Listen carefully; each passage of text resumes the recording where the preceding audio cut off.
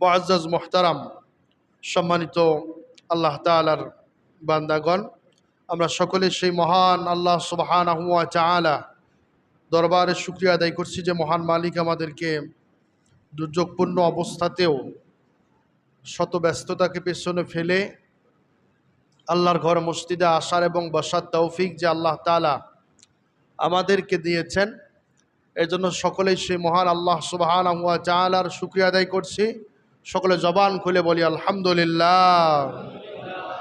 দরুদ পড়ছি সেই মহামানবের শানে, সকলেই মহব্বতের সাথে বলি সাল্লাল্লাহু আলাইহি ওয়াসাল্লাম। মুহতারাম হাজিরিন, আমরা ধারাবাহিক আলোচনার এক পর্যায়ে রাসূল আকরাম সাল্লাল্লাহু আলাইহি ওয়াসাল্লামকে পৃথিবীতে পাঠানোর পেছনে যে উদ্দেশ্য ছিল,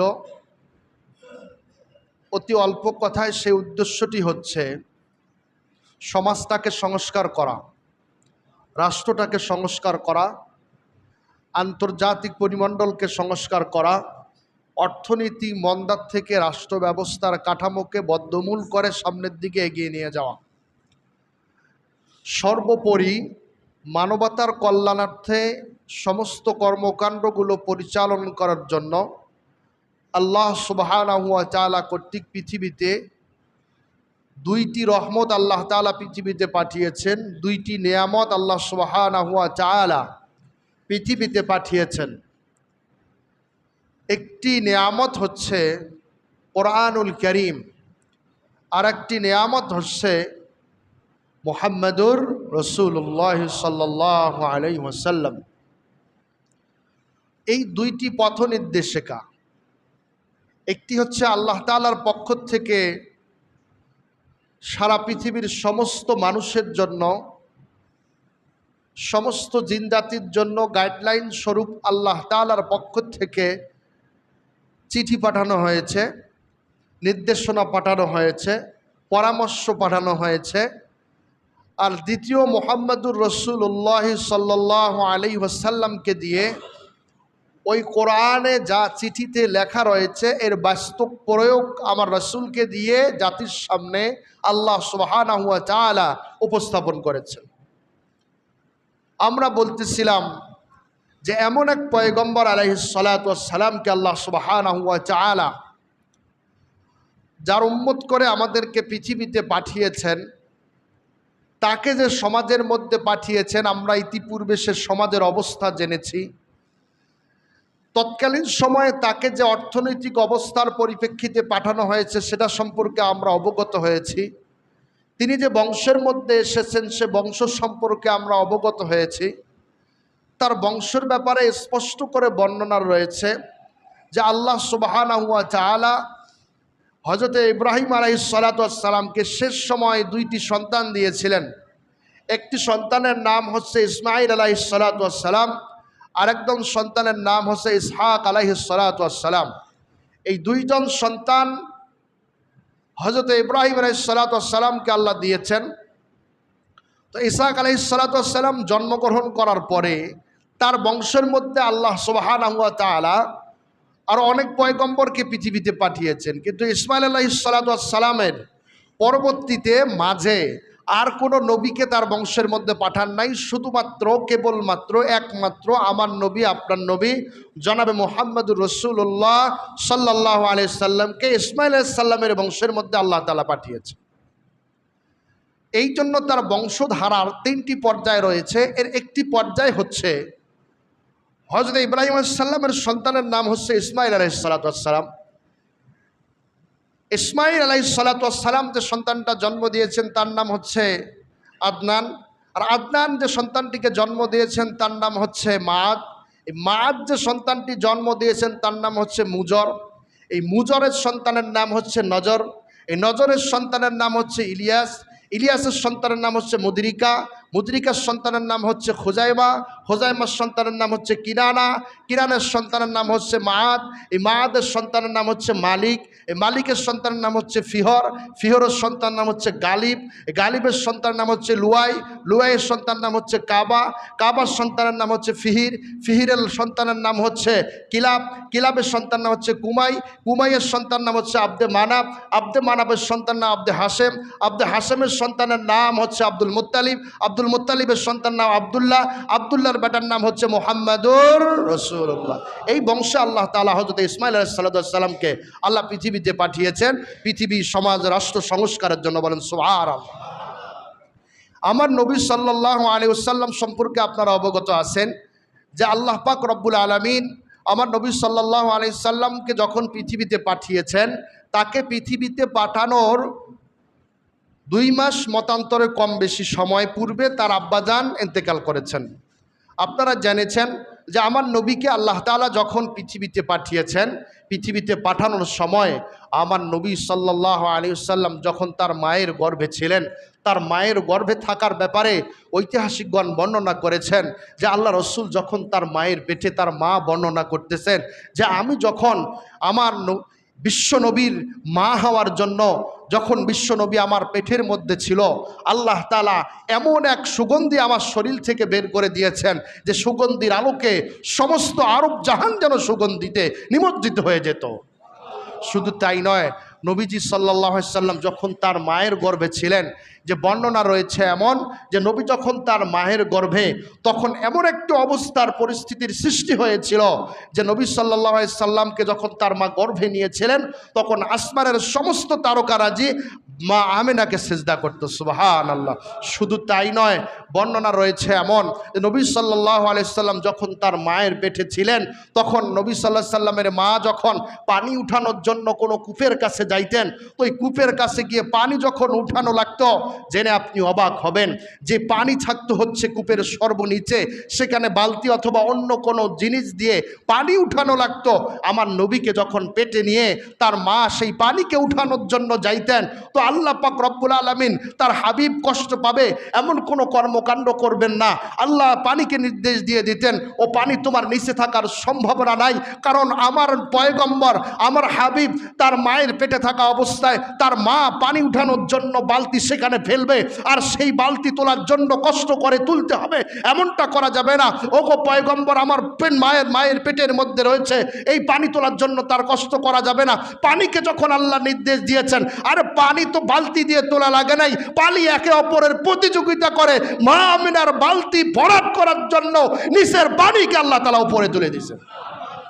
আমার নবী সাল্লাল্লাহু আলাইহি সাল্লামকে মা আমিনা বলতেছেন, ঐতিহাসিকগণ বর্ণনা করেন, সুন্দর সনদে বর্ণিত রয়েছে যে মা আমিনা যখন রাস্তা দিয়ে যাইতো, গাছরা আমার নবীর মর্যাদার কারণে মা আমিনাকে সিজদা করত।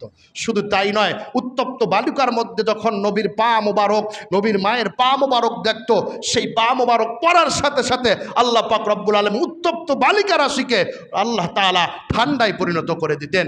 শুধু তাই নয়, নবী সাল্লাল্লাহু আলাইহি সাল্লাম তার মায়ের পেটে থাকাকালীন এই রকম অসংখ্য অগণিত নেয়ামত তিনি স্বপ্ন যুগে এবং ঐতিহাসিকগণ বর্ণনা করেন, তার উপর আল্লাহ পাক রব্বুল আলামিন এমন নেয়ামত আল্লাহ তাআলা ঢুকিয়েছেন। তো আমার নবী সাল্লাল্লাহু আলাইহি সাল্লামকে আল্লাহ সুবহানাহু ওয়া তাআলা এমন ভালোবাসেন, এমন মোহাব্বত করেন, এত ভালোবাসেন, এত মোহাব্বত করেন, আপনি অবাক হয়ে যাবেন। আল্লাহ রসুল সাল্লাল্লাহু আলাইহি সাল্লামের ওপর যখন কোরআনুল কারীম নাজিল হবে, এই নাজিলের ব্যাপারে বর্ণনা রয়েছে, তখন নাজিল হয়েছে, তো আল্লাহ সুবহানাহু ওয়া তাআলা কোরআন নাজিল করেছেন। আমার পয়গম্বর বারবার চিন্তা করত, আমি যদি কোরআনের একটা শব্দ ভুলে যাই, আমার ওপর নাজিলকৃত একটা আয়াত যদি ভুলে যাই, আমার উম্মত এর থেকে মাহরুম হবে কি হবে না। এই জন্য আল্লাহ রাসূল বারবার পড়া শুরু করতেন, বারবার তেলাওয়াত করতেন, বারবার তেলাওয়াত করতেন। আল্লাহ পাক রব্বুল আলামিন তার হাবিব যে এই রকম তেলাওয়াত করতে গিয়ে, হাফেজদের মতো মুখস্থ করতে গিয়ে যেই কষ্টটা তার অন্তরের মধ্যে পায় বা যেই ব্যথাটা তার দিলের মধ্যে লাগে, তার হাবিবের কষ্ট আল্লাহ সুবহানাহু ওয়া তাআলা সহ্য করতে পারতেন না। আল্লাহ পাক রব্বুল আলামিন আয়াত নাজিল করে তার রাসূলকে জানিয়ে দিলেন, ওগো রাসূল, লা তুহাররিক বিহি লিসানাকা লিতাজালা বিহি, ওগো পয়গম্বর, আপনি কষ্ট করে মুখস্থ করার জন্য এই কোরআন, লা তুহাররিক বিহি লিসানাকা, বারবার মুখ নড়ানোর কোনো দরকার নাই। পুরা কোরআন যখন আমি আল্লাহ তাআলা নাজিল করা শেষ করে দেব, ইন্না আলাইনা জামাআহু ওয়া কুরআনা, পুরা কোরআন জমা করে আমি আল্লাহ তাআলা আপনার কলবের মধ্যে দিয়ে দেব। বলেন সুবহানাল্লাহ। শুধু তাই নয়, আপনি অবাক হবেন, রাসূলের ওপর যখন কোরআন নাজিল হতো আল্লাহ সুবহানাহু ওয়া তাআলা এত মুহাব্বত করতেন তার হাবিবকে। যখন নাজিল হলো তখন তিনি সারা রাত দাঁড়িয়ে আল্লাহ সুবহানাহু ওয়া তাআলাকে সিজদা করত, তার পা মোবারক পর্যন্ত ফুলে যেত। আল্লাহ সুবহানাহু ওয়া তাআলা দেখলেন তার হাবিবের তো কষ্ট হচ্ছে, আল্লাহ আয়াত নাজিল করে জানিয়ে দিলেন, তাহা মা আনজালনা আলাইকাল কুরআনা লিতাশকা, ও গো পয়গম্বর, আপনাকে কষ্ট দেওয়ার জন্য আমি আল্লাহ কোরআন নাজিল করে নাই, বরং সারা রাত্রি আপনার ইবাদত করতে হবে না, আপনি ইবাদতও করবেন আবার ঘুমায় যাবেন। বলেন সুবহানাল্লাহ। শুধু তাই নয়, আপনি অবাক হয়ে যাবেন, আল্লাহ রাসূল বসা ছিলেন, কিছু লোক আল্লাহ রাসূলের নাম ধরে আল্লাহ রাসূলের আওয়াজের থেকে উচ্চ আওয়াজে যখন কথা বলতেছিলেন, আল্লাহ সুবহানাহু ওয়া তাআলা তার হাবিবের আওয়াজের থেকে উঁচু আওয়াজে কেউ কথা বলুক আল্লাহ সুবহানাহু ওয়া তাআলা সহ্য করতে পারতেন না। যার ফলে আল্লাহ আয়াত নাজিল করে জানিয়ে দিলেন, সূরা হুজরাতের আয়াত নাজিল করে জানিয়ে দিলেন, লা তারফাউ আসওয়াতাকুম ফাওকা সাউতিন নবী, ও দুনিয়ার মানুষেরা তোমরা জেনে রাখো, তোমরা যদি তোমাদের রাসূলের আওয়াজের থেকে তোমাদের আওয়াজকে উঁচু করো, তোমাদের কণ্ঠকে উঁচু করো, তোমরা জেনে রাখো আন তাহবাতা আমালুকুম, জীবনে যত আমল করেছো আল্লাহ রাসূলের আওয়াজের থেকে উঁচু আওয়াজে কথা বলার কারণে তোমার জিন্দেগীর সমস্ত আমলগুলোকে আমি আল্লাহ তাআলা বরবাদ করে দেব। বলেন নাউজুবিল্লাহ। এত মহব্বত করতেন আল্লাহ রাসূল সাল্লাল্লাহু আলাইহি সাল্লাম তার মায়ের পেটে। আপনারা জানেন আল্লাহ রাসূল সাল্লাল্লাহু আলাইহি সাল্লাম যখন জন্মগ্রহণ করেন সেটার ব্যাপারে বর্ণনা রয়েছে যে আব্রাহা যখন হস্তি বাহিনী নিয়ে আল্লাহর কাবাকে ধ্বংস করার জন্য আগমন করেছিলেন, এমন একটি সময়ের থেকে 50 থেকে 52 দিন পরে আল্লাহ রাসূল সাল্লাল্লাহু আলাইহি সাল্লাম তার মা আমিনার পেট থেকে আল্লাহ সুবহানাহু ওয়া তাআলা দুনিয়ায় তার আগমন ঘটান। দুনিয়ায় আগমন ঘটানোর সাথে সাথে এই খবর যখন পৌঁছাইছে, আপনারা শুনেছেন যে খবর তার দাদার কাছে পৌঁছাইলে তিনি নাম রেখেছেন তার আব্দুল মুত্তালিব। নাম লেখার পরে তার নাম রাখলেন মুহাম্মদ সাল্লাল্লাহু আলাইহি ওয়াসাল্লাম। এই নাম রাখার পরে আপনারা জানেন একটা পর্যায়ে আব্দুল মুত্তালিব কাবা ঘরে গিয়ে আল্লাহ রাসূলকে পেশ করার পরে এই নাম দিয়েছেন এবং 7 দিনের পরে আপনারা জেনেছেন যে আকিকা করেছেন। এই আকিকা করার এক পর্যায়ে আকিকার ধারাবাহিকতায় সুন্নতে খাতনার ব্যাপারে 3টা মত পাওয়া যায়। যে সুন্নতে খাতনা আল্লাহ রাসূল সাল্লাল্লাহু আলাইহি সাল্লামের স্বাভাবিক কোনো প্রক্রিয়া হয় নাই, বরং আল্লাহ সুবহানাহু ওয়া তাআলা তার মায়ের পেটে আল্লাহ সুবহানার পক্ষ থেকে তার সুন্নতে খাতনা করে আল্লাহ তাআলা দুনিয়াতে পাঠিয়েছেন। এর মধ্যে একটা মত এটা। এর আর একটা মত হচ্ছে ছোট্ট থাকাকালীন সময়ে তার সুন্নতে খাতনা তার বংশের ধারাবাহিক প্রক্রিয়ায় আরবদের রেওয়াজ এবং রীতি অনুযায়ী তার সুন্নতে খাতনা করা হয়েছে। এইরকম আরও একটি মত রয়েছে। তো এই রকম আল্লাহ রাসূল সাল্লাল্লাহু আলাইহি ওয়াসাল্লাম যখন তিনি পৃথিবীতে এই রকম পর্যায়ক্রমে বড় হচ্ছিলেন, পর্যায়ক্রমে সামনের দিকে আগাচ্ছিলেন, সামনের দিকে যখন তিনি আগাচ্ছিলেন আস্তে আস্তে বড় হচ্ছিলেন, তার বয়স যখন 4 থেকে 5 বছর, এই সময় তার সিনা মোবারক চাক করার জন্য শিশু সুলভ কিছু আচরণ আছে না নাই? মসজিদে নিয়ে আসি যদি বয়ান করেন, আব্বু এখান থেকে নড়বা না, এখান থেকে সারবা না, একটা কথাও বলবা না, এই বয়ান কি তাসির হয়? এই বয়ান কাজে লাগে? তার মানে কি বাচ্চাদেরকে নিয়ে আসবেন না? ওই বাচ্চাও কিন্তু মাথা নড়বা লাগছে, না এই বয়ান আমার কাজে আসে না। আসলেই তাই। কিন্তু তার মানে কি সন্তানদেরকে মসজিদে নিয়ে আসবো না? কিছু বুজুর্গ আছে আবার আমাদের সমাজে, বয়স্ক মানুষ বিশেষ করে, আল্লাহর ওলিরা ছোট বাচ্চা একটু গন্ডগোল করলে একদম ঝাড়ি দেয়, ওই আর জীবনে মনে হয় মসজিদে আসবে না। আছে না নাই? এই এমনটা করা যাবে না বাবা। ওই বাচ্চাকে যদি আপনি এখন মসজিদমুখী না করেন, যে বুড়া ঝাড়ি দিছে একটু নামাজে ডিস্টার্ব করছে, আর কামে তো ডিস্টার্ব করা, আর কাজে কি করা? ডিস্টার্ব করা। হয়তো যদি ওটা বুঝতো, তুমি তো ওই বয়সে মসজিদ কেন, আল্লাহকেই চেনো নাই, আর ওই বয়সে ও তো অন্তত পক্ষে মসজিদে এসে আল্লাহর কাছে তো মাথাটাকে নত করতেছে, এটা করতেছে কি করে না? এই জন্য সন্তানদেরকে ছোট্ট থেকে মসজিদে নিয়ে আসা, মসজিদ নিয়ে আসার ফিকির করা, তখন এরা আস্তে আস্তে নামাজি হয়। আর যেই মুরব্বী এখন ঝাড়ি দেয়, এই দেখবেন এর সন্তানগুলো একটাও নামাজি নাই, এর পরিবারে কোনো নামাজি ব্যক্তি নাই, আসছে কোনো রকম নামাজ করার জন্য। এটা কম বেশি হতে পারে। একটা সন্তান মসজিদে আসবে, নামাজের সামন দিয়ে গেলে নামাজ নষ্ট হয়ে যাবে, কে বলছে আপনার? ছোট্ট বাচ্চা একটা নামাজের সামন দিয়ে না বুঝে যাবে, নামাজ নষ্ট হবে, কে বলছে? সে যাইতেই পারে, আপনার কাঁধের ওপর চড়তেও পারে, তারপরও আপনার নামাজ নষ্ট হবে না।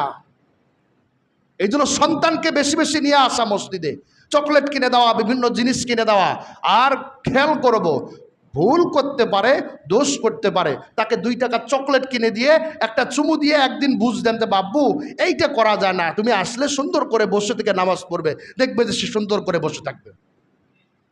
এই জন্য খেয়াল করব, কোনো ক্ষেত্রে বাচ্চারা মসজিদে আসলে দুষ্টেমি করলে, আওয়াজ করলে, চিল্লা হাল্লা করলে কখনো আমরা কেউ রাগান্বিত হব না, তাদেরকে ধমক দেব না। তাদেরকে বুঝানোর, শেখানোর দরকার হলে তাকে কিছু কিনে দিয়ে একটু আদর করে বুঝাইয়ে দিব, দেখবেন আল্লাহ তাআলা তাকে বুঝ দিয়ে দিবেন। আমরা অনেকেই এই সম্মান রক্ষার ভয়ে সন্তান মসজিদে বাড়ির থেকে আসতে চায়, কিন্তু মসজিদে নিয়ে আসি না। কারণ ওই নিয়ে আসলে একটু কান্না করে, নিয়ে আসলে একটু ভেদাল করলেই দেখবেন এলাকার মুরব্বী, আমায় অমুক তুই বাচ্চাকে নিয়ে আসছিস কেন রে, এই লজ্জার ভয়ে। এমনটা করব না, আমরা বাচ্চাদেরকে মসজিদে বেশি বেশি নিয়ে আসব। কারণ আজকে তারা সন্তান, এরা পরবর্তীর মুসল্লি কিনা, পরবর্তীর মুসল্লি। তো এটা তো আপনি তৈরি করে দিয়ে যাবেন, বাচ্চাকে পাশে রাখবেন, বাচ্চাকে বেশি আদর করবেন, এখানে নিয়ে এসে তার অবস্থা অনুযায়ী পাশে রাখবেন, যেন কারো ডিস্টার্ব না করে। এটাও খেয়াল করা অভিভাবকদের। সার্বিক দিকগুলো আমরা একে অপরের শেয়ার করলে পরবর্তী প্রজন্ম আল্লাহমুখী হবে, দিনমুখী হবে ইনশাআল্লাহ। মুআজ্জাজ হাজিরিন, এরপরে আল্লাহ রসুলের বয়স যখন 4 থেকে 5 বছর, এই 4 থেকে 5 বছর বয়স অবস্থা অনুযায়ী সময় আল্লাহ তাআলা শিশুদের যে শিশু সুলভ আচরণ, এইটাকে দূর করার জন্য তার ওপেন হার্ট সার্জারি করে, অর্থাৎ তার সিনা মোবারক চাক করা হয়। এবং এইটা দেখে তৎকালীন তার সমাজের পরিবারের লোকেদেরকে যখন এই খবর পৌঁছেছে, তখন নবী মুহাম্মদ সাল্লাল্লাহু আলাইহি সাল্লামকে তার পরিবারের যে দুধমাতার কাছে তিনি গিয়েছেন, তার দুধমাতার পরে যাওয়ার পরে তার পরিবারেই কিন্তু সিনে মোবারক চাক হয়েছে।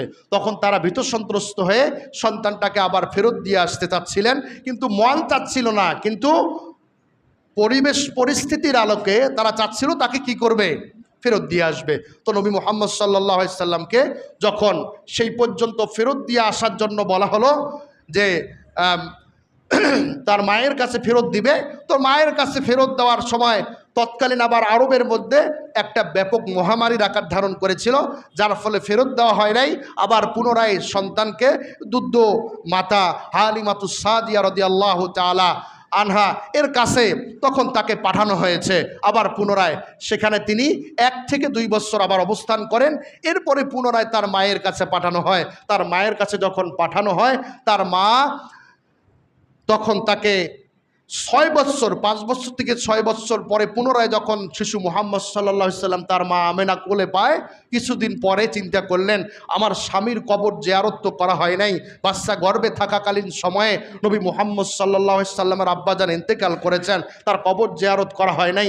শিশু মুহাম্মদ সাল্লাল্লাহু আলাইহি সাল্লামকে নিয়ে তখন তিনি কবর জিয়ারত করার জন্য তিনি মদিনার পানে এবং যেখানে তিনি জিয়ারত করার জন্য গিয়েছেন, যেখানে তাকে কবরস্থ করা হয়েছিল আব্দুল্লাহকে যেখানে কবরস্থ করা হয়েছিল, সেখানে তিনি গেলেন একজন দাসীকে সাথে নিয়ে, সেখানে জিয়ারত করে ফেরার পথে পথিমধ্যেই মুহাম্মদ সাল্লাল্লাহু আলাইহি সাল্লামের যে মা আমেনা তিনি ইন্তেকাল করেন। ইন্না লিল্লাহি ওয়া ইন্না ইলাইহি রাজিউন। তিনি পথিমধ্যে অসুস্থ হয়ে ইন্তেকাল করেন। আপনি চিন্তা করেন একজন নবীকে কতটুক জ্বালায়া, কতটুক সুন্দর করায়া, কতটুক কষ্ট দিয়ে আল্লাহ তাআলা পরিপূর্ণ একজন নবী হিসেবে জাতির সামনে দাঁড় করাইতে পারে।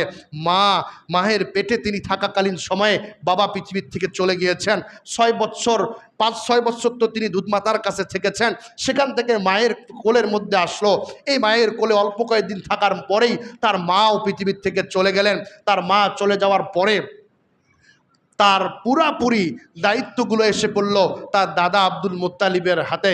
আব্দুল মুত্তালিব তাকে সর্বদিক থেকে, তিনি যেহেতু সমাজের নেতা ছিলেন, গোত্র প্রধান ছিলেন, সেহেতু তিনি আরবদের রেওয়াজ এবং রীতি অনুযায়ী তিনি শিশু মুহাম্মদ সাল্লাল্লাহু আলাইহি সাল্লামকে সাথে নিয়ে সর্বস্তরের জন্য তিনি ঘুরে বেড়াতেন। কাজের মধ্যে শিশু মুহাম্মদ সাল্লাল্লাহু আলাইহি সাল্লামকে তিনি নিয়ে যেতেন। এই নিয়ে যাওয়ার এককালীন সময়ে যখন রাসূল সাল্লাল্লাহু আলাইহি সাল্লামের বয়স 8 বছর 10 দিন, এই সময়ে তার দাদাও পৃথিবীর থেকে চিরদিনের জন্য বিদায় নিলেন। এরপর দাদা চলে যাওয়ার পর তার পুরোপুরি দায়িত্ব এসে পড়ল তার চাচা আবু তালেবের হাতে। আবু তালেব রাসূল সাল্লাল্লাহু আলাইহি সাল্লামের কি হয় বলেন তো? চাচা। তার হাতের মধ্যে, তার জিম্মাদারিতে নবী মুহাম্মদ সাল্লাল্লাহু আলাইহি সাল্লাম আস্তে আস্তে বড় হতে লাগলেন। আস্তে আস্তে বড় হওয়ার এক পর্যায়ে যখন মোটামুটি তার বয়স একটা 10 বছর তখন তার আবার ওপেন হার্ট সার্জারি করা হয়। এরপরে আর একবার ওপেন হার্ট সার্জারি করা হয়, অর্থাৎ সিনা মোবারক চাক করা হয় হচ্ছে যখন তার উপর কোরআন নাজিল হয়েছে। এরপর আর একবার সিনা মোবারক চাক করা হয় যখন নবী সাল্লাল্লাহু আলাইহি ওয়াসাল্লামকে মেরাজের মধ্যে নিয়ে যাওয়া হয়েছে। 3 বার, মতান্তরে 4 বার আল্লাহ রাসূলের এই সিনা মোবারক চাক করে তার কলব থেকে বদ রক্তগুলোকে বের করে আল্লাহ তাআলা তার কলবকে পরিপূর্ণভাবে আল্লাহ তাআলা তৈরি করে রেখেছেন। এই রকম করে আল্লাহ রাসূল যখন 10 বছর অতিক্রম হয়ে মোটামুটি একটা বয়স পর্যন্ত তার অবস্থান চলে গিয়েছিল, তখন আল্লাহ রাসূল সাল্লাল্লাহু আলাইহি সাল্লাম তৎকালীন আরবদের সার্বিক অবস্থা পর্যবেক্ষণ করে, বিভিন্ন যুদ্ধ, মারামারি, কাটাকাটি এগুলো পর্যবেক্ষণ করে আল্লাহ রাসূল সাল্লাল্লাহু আলাইহি সাল্লাম সমাজের সর্বস্তরের লোকদেরকে নিয়ে হিলফুল ফুজুল নামে একটি সংগঠন তৈরি করেন। সে সংগঠনের কাজ ছিল তৎকালীন আরবের সমস্ত অপসংস্কৃতিকে দূর করে একটি সুন্দর সমাজ রূপান্তরিত করা। বলেন সুবহানাল্লাহ। ও যুবক ভাইরা, আমার নবী সাল্লাল্লাহু আলাইহি সাল্লাম থেকে শিক্ষা নাও। এই সমাজটাকে সংস্কার করতে চাও, এই রাষ্ট্রটাকে সংস্কার করতে চাও, অবশ্যই আমার রাসূলের আদর্শের দিকে দেখো। তিনি যেমনে সংস্কার করেছেন, যিনি যেমনে চালিয়েছেন, তোমরাও যদি তার আদর্শকে অনুসরণ করতে পারো, এই নেতৃত্ব, এই কর্তৃত্ব আমার আল্লাহ তোমাদের হাতে দিবেন কি দিবেন না। এই জন্য আমরা আমার রাসূলের আদর্শ অনুযায়ী সমাজকে সংস্কারের জন্য, রাষ্ট্রকে সংস্কারের জন্য যতমুখী কর্মকাণ্ডগুলো হাতে নেই না কেন, এই কর্মকাণ্ডগুলো বাস্তবায়নের ক্ষেত্রে যদি আমার রাসূলের আদর্শকে আমরা গ্রহণ করতে পারি, অবশ্যই এই সমাজ সংস্কার হবে কি হবে না। এই জন্য আমরা সকলেই ঐক্যবদ্ধ থাকব, চিন্তা করবো ইনশাআল্লাহ। মুআজ্জাজ হাজিরিন, হিলফুল ফুজুল নামক সংগঠনের অনেকগুলো কাজের মধ্যে একটি কাজ ছিল সমাজের সমস্ত মজলুম ব্যক্তিদেরকে, যাদের উপর জুলুম করা হয়, এদেরকে সহযোগিতা করা, এদেরকে পাশে থাকা, এদের পাশে থাকা যেন জুলুম করতে না পারে।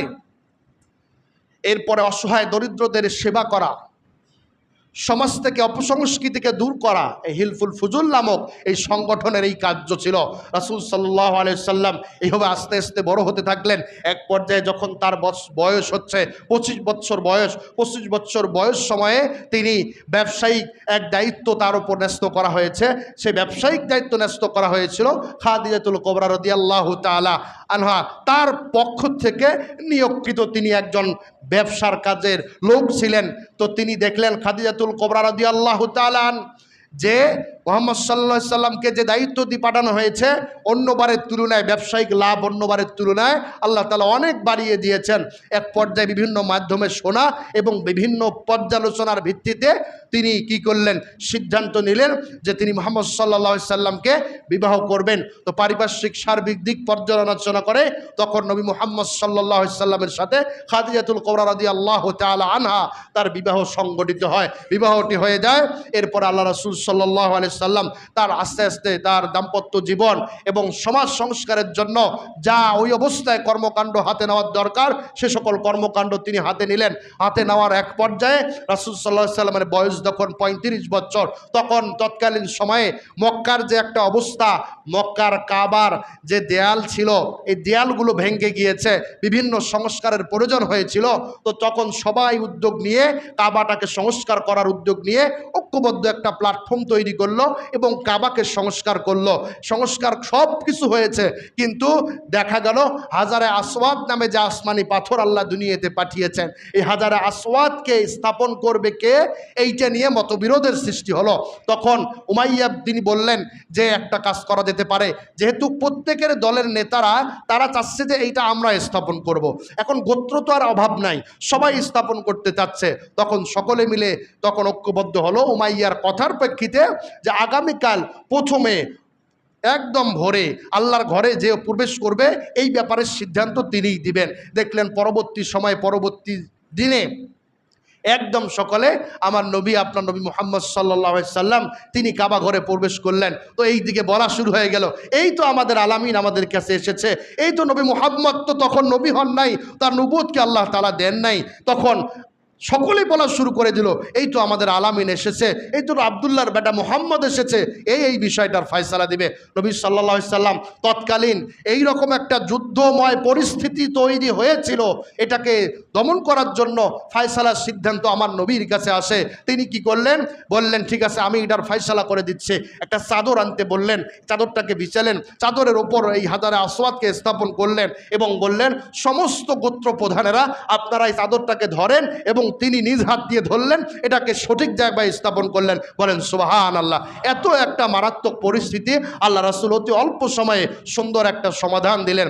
এরপরে আল্লাহ রাসূল সাল্লাল্লাহু আলাইহি সাল্লামের বয়স যখন 40 বছর, তখন আল্লাহ তাআলার পক্ষ থেকে কমপ্লিট যে নবুয়ত, এই নবুয়তের জিম্মাদারি, এই দায়িত্ব, এটাকে আল্লাহ রাসূল সাল্লাল্লাহু আলাইহি সাল্লামের ওপর অর্পণ করা যখন 40 বছর বয়স, তখন তার উপর অর্পণ করা হলো।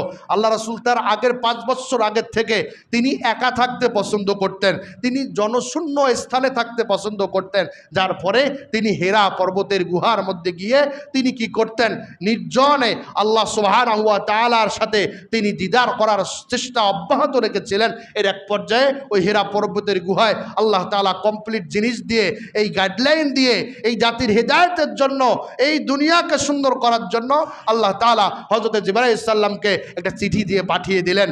প্রথমেই সর্বপ্রথম সূরা আলাকের প্রথম 5টা আয়াত নিয়ে আল্লাহ রাসূলের কাছে পাঠিয়ে দিলেন। বলেন সুবহানাল্লাহ। প্রথম যে কথাটি সেটি হচ্ছে ইকরা, পড়ুন।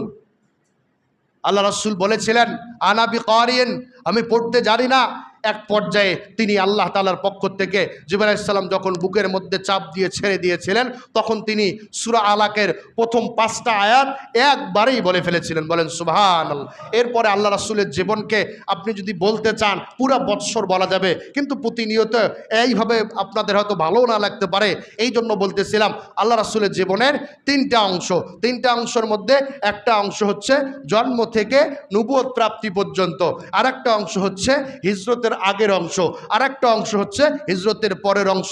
রাসূল সাল্লাল্লাহু আলাইহি ওয়াসাল্লাম হিজরতের আগের যে অংশ, এটাকে আমরা বলি মাক্কির জীবন। হিজরতের পরের যে অংশ, এই অংশকে বলে আমরা কিসের জীবন বলি? মাদানী জীবন। এই 2টি অংশ আল্লাহ রাসূল সাল্লাল্লাহু আলাইহি সাল্লামের জীবনের টার্গেট। তিনি মক্কায় অবস্থান করেছিলেন মোট 10 বছর।